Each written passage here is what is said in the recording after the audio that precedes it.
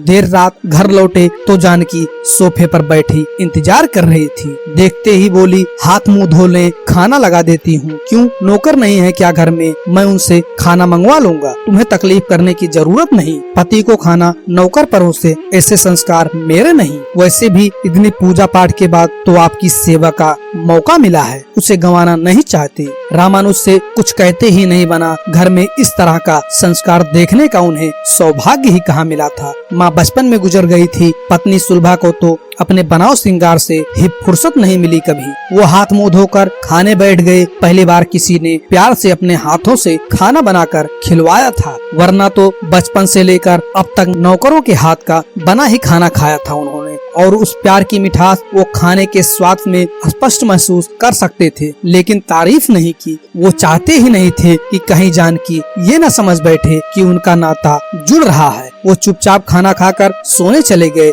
सुबह भी बिना किसी से कुछ कहे जल्दी ही निकल गए, ताकि उस प्रतिव्रता से सामना न हो। लेकिन एक बात वो महसूस कर रहे थे कि वो दिन भर उनके दिलो दिमाग से नहीं हटी, बल्कि चक्कर काटती रही। कॉलेज से छूटने के बाद मित्र मंडली के साथ चौकड़ी जमाने की तो उनकी पुरानी आदत थी, लेकिन आज तो उनका घर जाने का मन ही नहीं हो रहा था। एक अजनबी स्त्री के रहते घर में जाना ठीक नहीं लग रहा था। अजीब सी उलझन थी मन में। वो पत्नी के सारे अधिकार जमाने की कोशिश कर रही थी और ये बिल्कुल ही भूल चुके थे कि उससे कभी उन्होंने ब्याह किया था। लेकिन देर रात ही सही, उन्हें घर तो लौटना ही था। घर लौटे तो फिर जानकी प्रतीक्षारत मिली। मैंने कहा था ना तुमसे कि मेरी चकरी को नौकर है घर में, तुम्हें चिंता करने की आवश्यकता नहीं। नौकरों को मैंने छुट्टी दे दी है, मुझसे बिना पूछे। मैं आपकी पत्नी हूँ, निर्णय लेने का अधिकार है मुझे। अब मैं आ गई हूँ तो नौकरों की क्या जरूरत है? रामानुज खींच गए। ये तो बेवजह अधिकार जता रही है और घर में घुसपैठ करने की कोशिश भी कर रही है, लेकिन बोलते कुछ भी नहीं बना उनसे। रात भर सो भी नहीं पाए ठीक से, इसलिए सुबह जल्दी उठकर भागने की उनकी योजना भी आज विफल हो गई। सुबह सुबह जानकी से सामना तो होना ही था। वो चाय का ट्रे लेकर बेडरूम में चली आई। रामानुज तो बेचारे अपने कपड़ों को संभालने में लग गए। तुम यहाँ क्यों आई चाय देने? और मैं क्या आपके कमरे में भी नहीं आ सकती? बड़ी ढीठ है ये तो, हर रोज एक नए अधिकार के दावे के साथ मेरे जीवन के लिए प्रयासरत। ठीक है,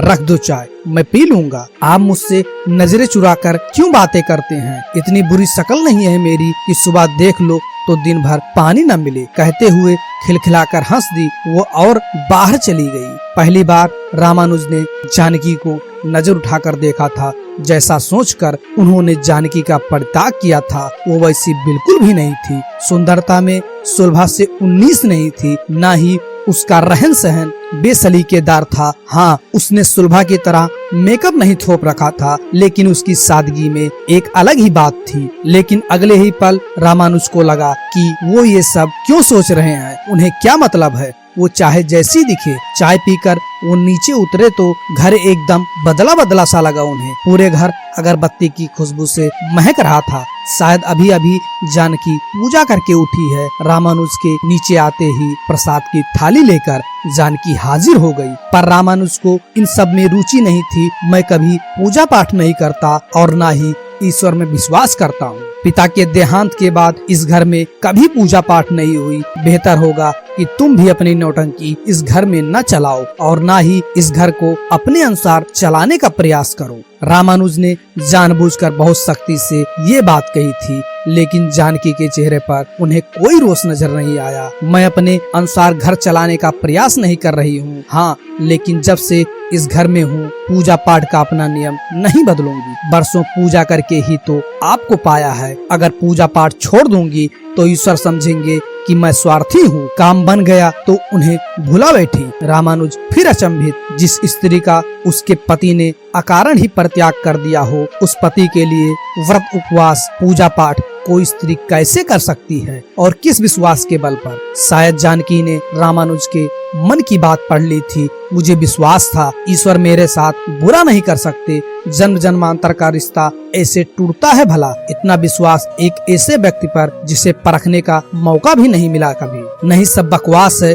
मुझे फंसाने और आकर्षित करने की कुशल चाल। लेकिन मैं इनकी बातों में आने वाला नहीं हूँ। यूं ही 1 महीने कब बीत गए रामानुज को पता ही न चला, लेकिन इस दौरान वह महसूस करने लगे थे कि जानकी की उपस्थिति अब उन्हें बुरी नहीं लगती। सच पूछो तो घर क्या होता है, रिश्ते किस तरह जिए और सहेजे जाते हैं, ये उन्हें जानकी के इस घर में आने के बाद ही पता चला था। उसकी हर बात का, हर हरकत का न चाहते हुए भी वो सुलभा से तुलना करते और इस तुलना में जानकी हमेशा सुलभा को पछाड़ देती। लेकिन वो ये बात जानकी पर जाहिर करना नहीं चाहते थे। वो तो बात बात पर कड़वी बातें कहने, उसका अपमान करने का कोई मौका नहीं चूकते थे। लेकिन जानकी हर हाल में शांत बनी रहती, बस चुपचाप जिम्मेदारियां निभाते हुए, कोई अपेक्षा नहीं, कोई सपने नहीं।